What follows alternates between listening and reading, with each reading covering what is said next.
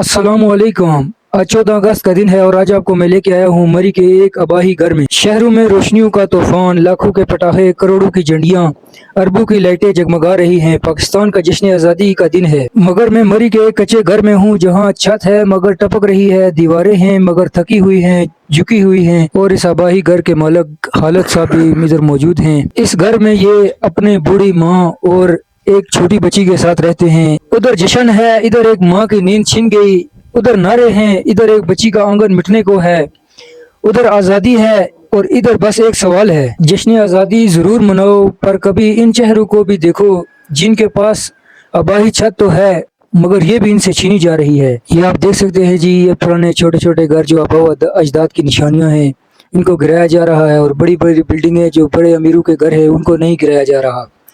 ये गरीब की जो है छत है, इसको छीना जा रहा है, इसको छीनने के नोटिस जारी किए जा रहे हैं। ये देखिए जी, बिल्कुल एक एक कमरा किसी के पास है, किसी के पास 2 कमरे इधर अरसे दराज से रह रहे हैं और इनको भी छीनने की कोशिश की जा रही है, नोटिस जारी किए जा रहे हैं। ये मेरा भाई घर है और मैं यहाँ अरसा दराज से रह रहा हूँ।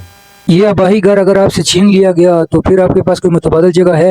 यही कह रहे हैं कि हमारे पास कोई मुतबादल जगह नहीं है, कम से कम हमें घर की जगह मिलनी चाहिए। आज 14 अगस्त का दिन है और आप क्या कहना चाहेंगे इस दिन के बारे में?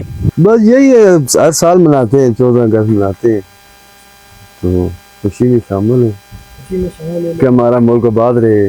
आज़ादी सिर्फ रोशनियों का नाम नहीं, इंसाफ, तहफ़्फ़ुज़ और छत भी आज़ादी है।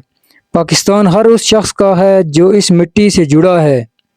14 अगस्त मुबारक, मगर मुकम्मल नहीं। ये मुकम्मल तब होगा जब अमीर के साथ साथ गरीब को भी इंसाफ मिलेगा, तहफ़्फ़ुज़ मिलेगा और जीने का हक मिलेगा।